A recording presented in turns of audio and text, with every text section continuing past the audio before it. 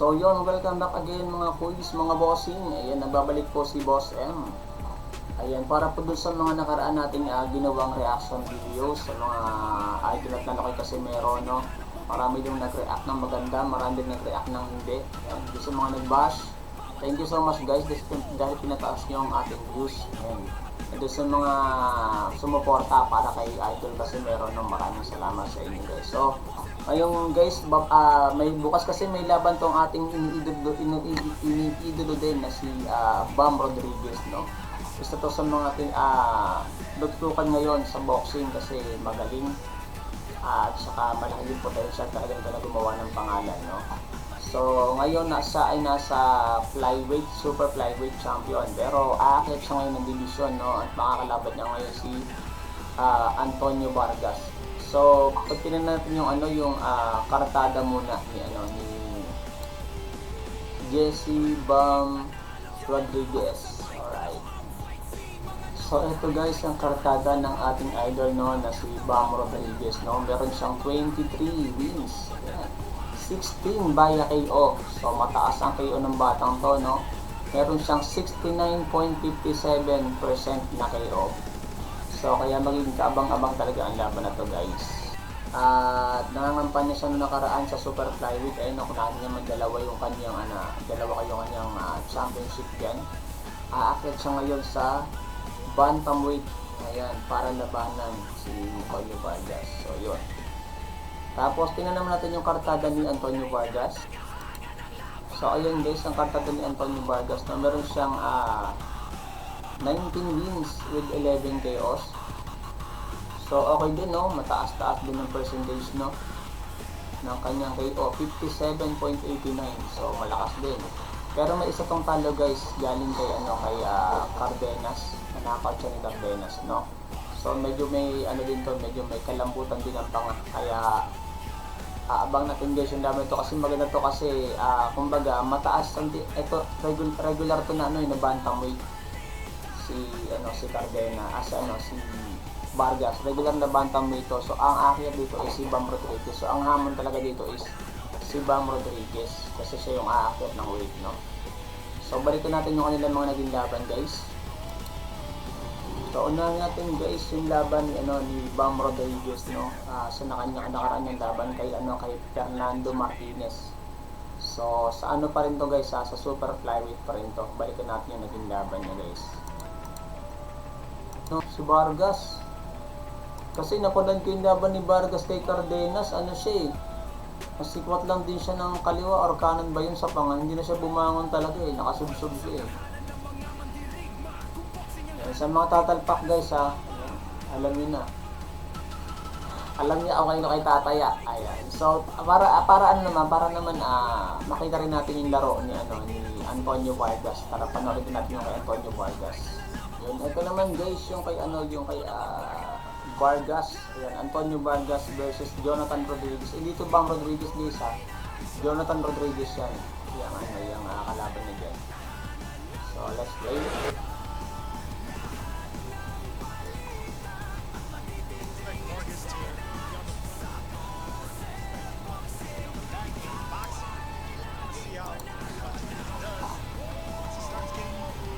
Yes, nakaread din si Vargas medyo si Vargas lumalaw na medyo malakas din. Hanggang yung good na yun.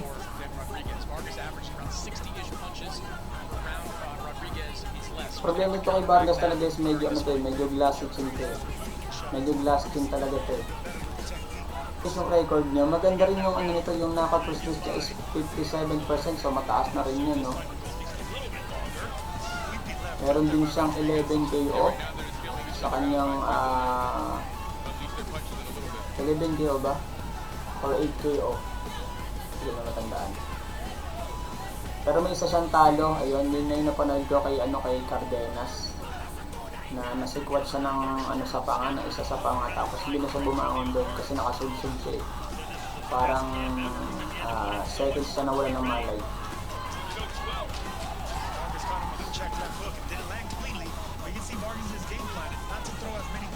Ibig sabihin, pangalawang Rodriguez na pala yung mga kalaban niya, no? Rodriguez din yung kalaban niya dito, si Jonathan Rodriguez.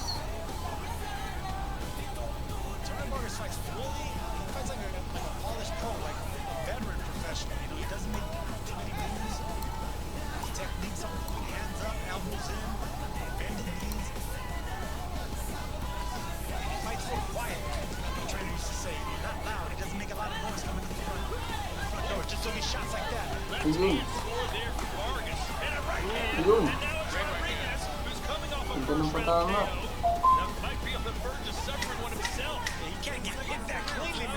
Ayun. Aray ko. Yari ka dyan.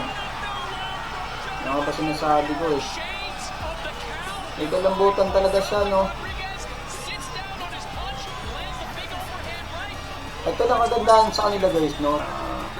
Ewan ko Meksikano ba yan? Kayo. Agad sila nakaka-recover. Pero yung laban niya kay Cardenas, di siya naka-recover talaga dun eh. Nakasubsub talaga siya ng matagal eh.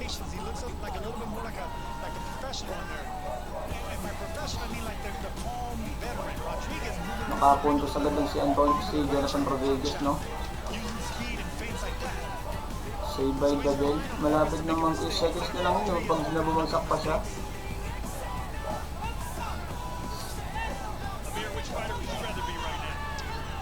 Probably Rodriguez, because he made the knockdown happen and he was using his skills, using his footwork, showing good boxing skill. I would give the edge to Rodriguez if I had to pick at this point. Ang lakas ng kaliwa niya kung tumama yun.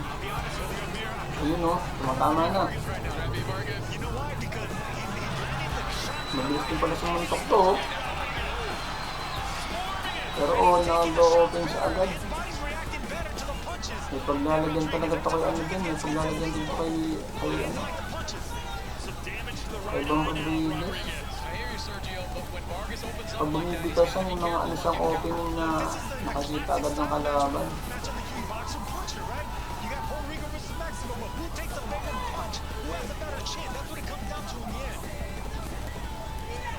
Both fighters are going to want to push through because of that rivalry as well. So we have to see what happens, see what they show. Nagamitin na siya ng ano, takbo-takbo tapos ng Rodriguez. Aray ko, sa pulka. Dami. Dami ko sumuntok nito.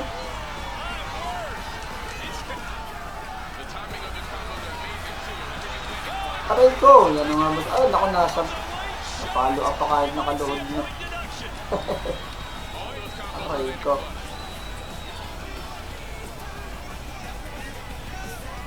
Tutok na agad yung kayo, oh. Sabi, hindi naman sinasadya, sabi ni Redo, hindi naman sinasadya.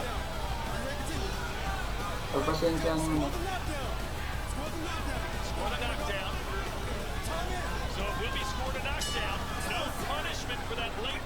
Score knockdown. Ayan. So tabihan na sila guys para sila may knock.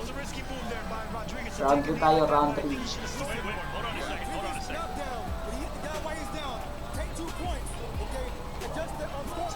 Round 3 na, round 3. So ayusin nyo. Sabi ni Red. Ayusin nyo, huwag yung magbagsakan. Kasi yung patama ni Vargas doon ha. Makarami siya doon. Babalik kaya sa Rodriguez. Parang sa palitan lagi sa nakita mo agad doon, parang mas ano na, mas may takot na siya, no? Si Rodriguez, no? Mas careful na sa lumalaw, eh, oh. Tapos mas aggressive na si Antonio Vargas. Mabawi sa Rodriguez para makuha ulit yung ano, yung rate mo.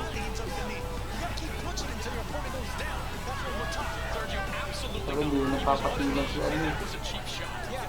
Si Barry kasi kasunod na lalo eh. Toro na ba?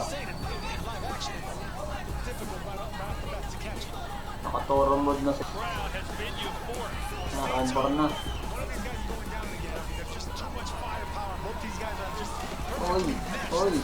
Oy, dami nun.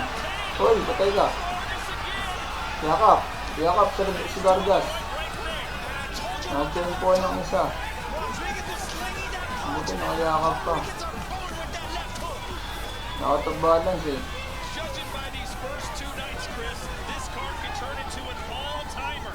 I love what I'm seeing from Jonathan Rodriguez. I think he's being Ayun, sa outclassed pool. from a skill perspective, but that Ayun. is real. Ang lakas ng kanan na yun, tumama. Yeah, Vargas does not want to get Dami sumuntok ni ni Vargas din.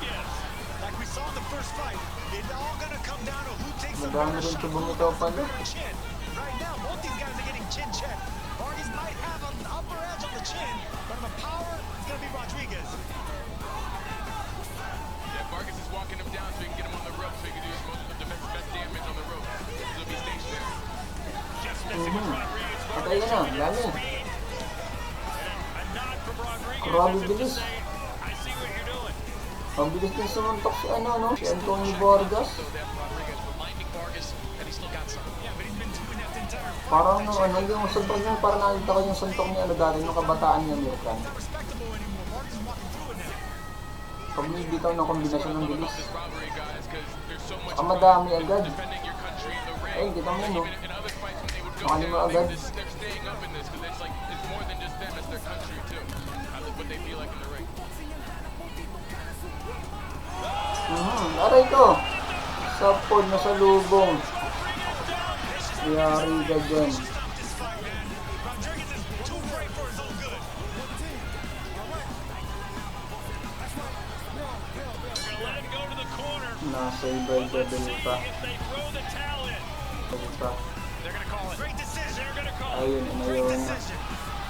Inayaw na nung kabila guys. Inayaw na si Rodriguez. So malakas din, no? To bring out the fire. Malakas din si ano, si Antonio Vargas. Jonathan Rodriguez gave everything.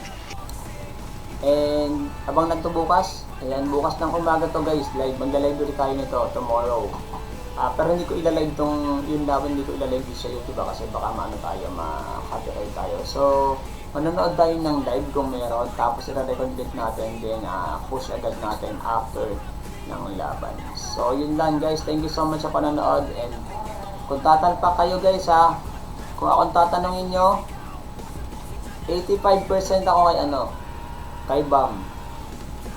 85% ako kay Bam Rodriguez. Kung tatalpak lang tayo. So, thank you so much guys sa inyo. Thank you so much sa panonood. Boss M signing out. Mga boss, maraming salamat